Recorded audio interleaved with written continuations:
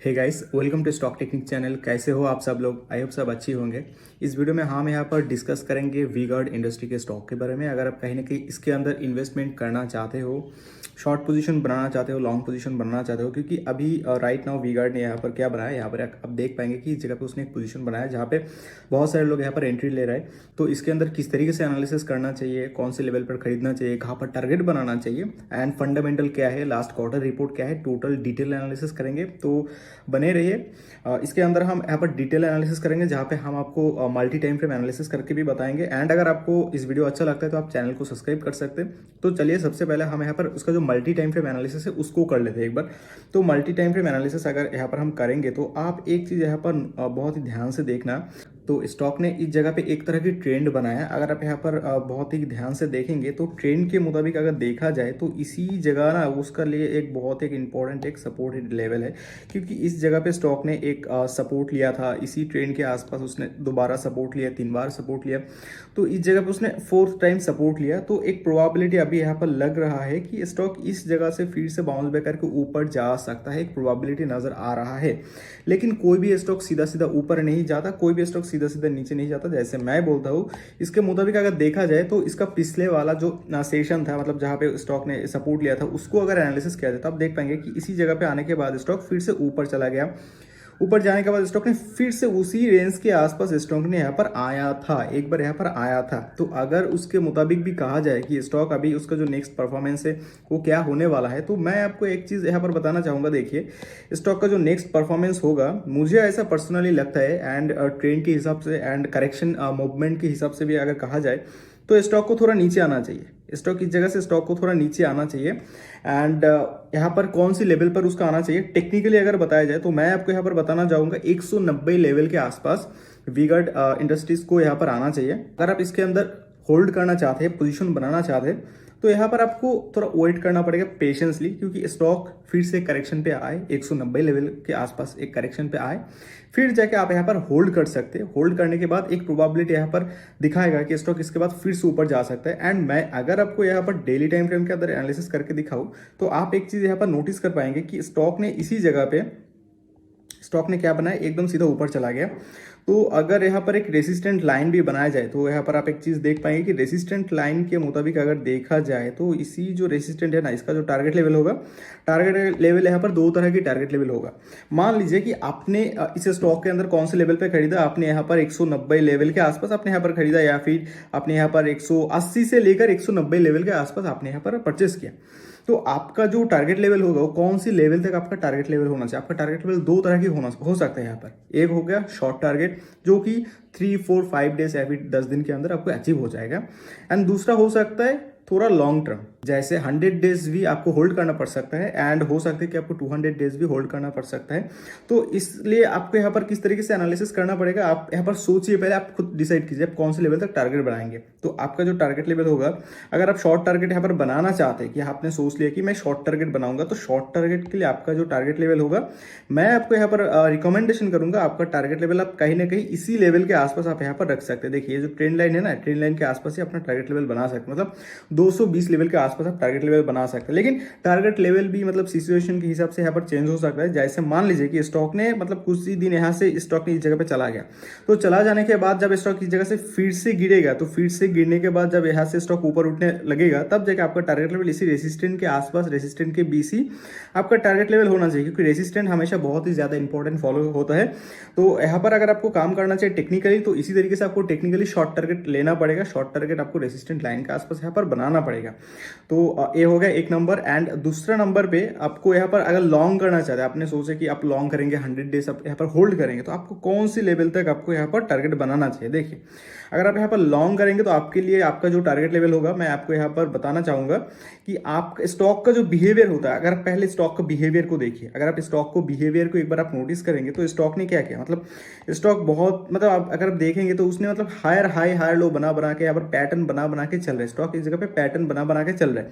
तो यहाँ पर एक पैटर्न के मुताबिक एंड स्टॉक का बिहेवियर को देखकर ऐसा ही लग रहा है कि इसी जगह से स्टॉक फिर से ऊपर जा सकता है, इसी जगह से स्टॉक फिर से ऊपर जा सकता है, थोड़ा बहुत करेक्शन लेकर फिर से ऊपर जा सकता है। ऊपर जाने के बाद अब जाके उसका जो नया हाई है वो नया हाई बनाएगा, यहाँ पर ऐसे ही लग रहा है। तो नया हाई कौन सी लेवल तक वो बना सकता है, इसके लिए हम यहाँ पर बनाएंगे एक तरह की रेजिस्टेंट लाइन। पहले हम यहाँ पर बनाएंगे एक रेजिस्टेंट जोन। अगर मैं आपको दिखा दूँ तो ये वाला जो रेजिस्टेंट जोन है, this zone is a very important. देख लीजिए, this zone is a very very important. तो स्टॉक इसी लेवल के आसपास स्टॉक जा सकता है, जाने के बाद इस जगह से फिर से करेक्शन मूवमेंट पे आ सकता है। एंड अगर मैं एक रेसिस्टेंट ट्रेंड लाइन बना के अगर मैं आपको दिखाऊं तो आप एक चीज देखेंगे कि रेसिस्टेंट ट्रेंड लाइन के मुताबिक यहाँ पर स्टॉक कौन सी लेवल तक आ सकता है। देखिए, इस जगह से स्टॉक कहीं ना कहीं रेसिस्टेंट लेवल के आसपास अगर देखा जाए तो स्टॉक 280 लेवल के आसपास स्टॉक आ सकता है। 280 लेवल इज वेरी इंपॉर्टेंट। तो अगर आप इसे स्टॉक को 180 पे अगर आप खरीद पाएंगे तो आप यहाँ पर डेफिनेटली 280 पे भी सेल कर सकते हैं। अप्रोक्स 50% प्रॉफिट तो होगा ही।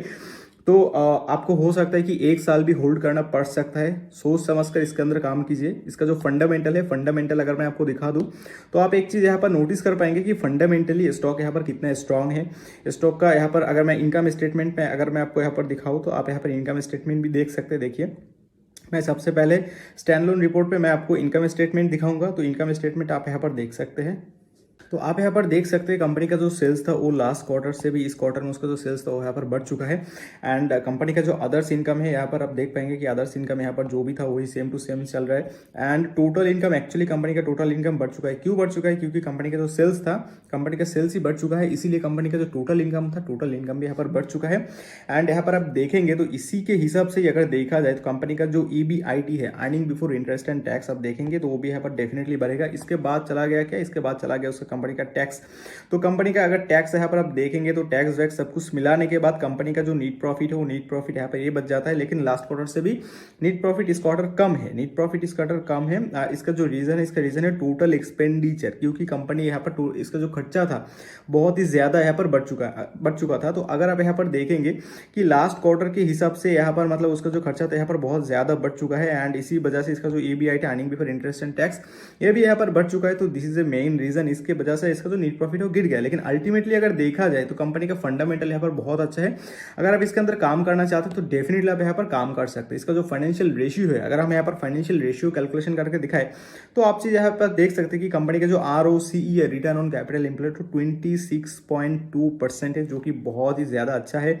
एंड अगर आप यहाँ पर देखेंगे कंपनी का ऑपरेटिंग प्रॉफिट मार्जिन 10% कंपनी का ऑपरेटिंग प्रॉफिट मार्जिन है। तो ओवरऑल सब कुछ मिला के अगर देखा जाए, प्रोमोटर होल्डिंग 56% है। तो इंट्रेंसिक वैल्यू तो देखकर तो कोई फायदा नहीं है, क्योंकि कंपनी एक्चुअली ग्रोथेबल कंपनी है। तो डेफिनेटली इंट्रेंसिक वैल्यू यहाँ पर कोई ज़्यादा काम पे नहीं आएगा। एंड ओवरऑल अगर देखा जाए तो this company is a growth oriented company. तो अगर यहाँ पर काम करना चाहेंगे डेफिनेटली आपको यहाँ पर प्रॉफिट होगा, प्रॉफिट होने के चांसेस बहुत ज़्यादा है। तो मैं इस वीडियो में इतना ही कहना चाहता हूँ कि वी-गार्ड इंडस्ट्री ऊपर जा सकता है, लेकिन आपको सही जगह पे आपको परचेस करना पड़ेगा। एंड आपका जो स्टॉप लॉस होगा वो कौन सी जगह पे आपको स्टॉप लॉस मेंटेन करना पड़ेगा। मान लीजिए आपने यहाँ पर 180 पे इसको खरीदा, तो डेफिनेटली आपका जो स्टॉप लॉस होगा वो तो मेंटेन करना पड़ेगा। तो कौन से लेवल पे आप अपने स्टॉप लॉस मेंटेन करें, तो आपको प्रीवियस स्विंग लो के नीचे स्टॉप लॉस मेंटेन करना पड़ेगा।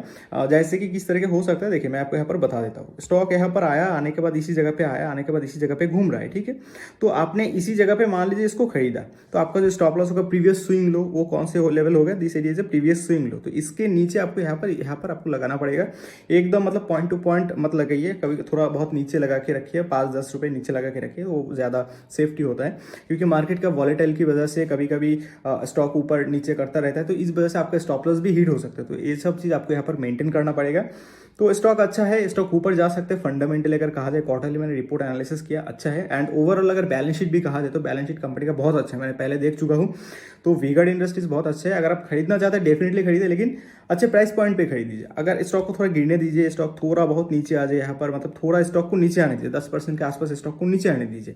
आने के बाद जाके आप अगर इसके अंदर खरीदेंगे तो आपको प्रॉफिट और भी बहुत ज़्यादा होगा। मतलब सोचिए, अगर आप लॉन्ग टर्म होल्ड करेंगे, मतलब 1 साल 2 साल, मतलब अगर आप होल्ड करेंगे तो डेफिनेटली इसके अंदर आपको मतलब 50% भी प्रॉफिट हो सकते हैं। 50% मतलब बहुत ज़्यादा होता है मेरे हिसाब से। अगर आप इन्वेस्टमेंट करके सही ढंग से काम करेंगे तो बहुत अच्छा होगा। तो फिलहाल इस वीडियो में मैं इतना ही कहना चाहूँगा। एंड अगर आप स्टॉक मार्केट के बारे में डिटेल में सीखना चाहते हैं, आप हमारा कोर्स ज्वाइन कर सकते हैं। इसके लिए नीचे डिस्क्रिप्शन में आपको नंबर मिलेगा, उस नंबर पर कॉल कर सकते हैं एंड अपना सीट बुकिंग कर सकते हैं। एंड अगर आपको इस वीडियो अच्छा लगता है तो आप चैनल को सब्सक्राइब कर सकते हैं, वीडियो को लाइक कर सकते हैं, दूसरे लोगों के साथ शेयर भी कर सकते हैं। तो अपना ख्याल रखना, अपना फैमिली का भी ख्याल रखना, सही प्राइस पे एंट्री लेना। Take care, bye bye.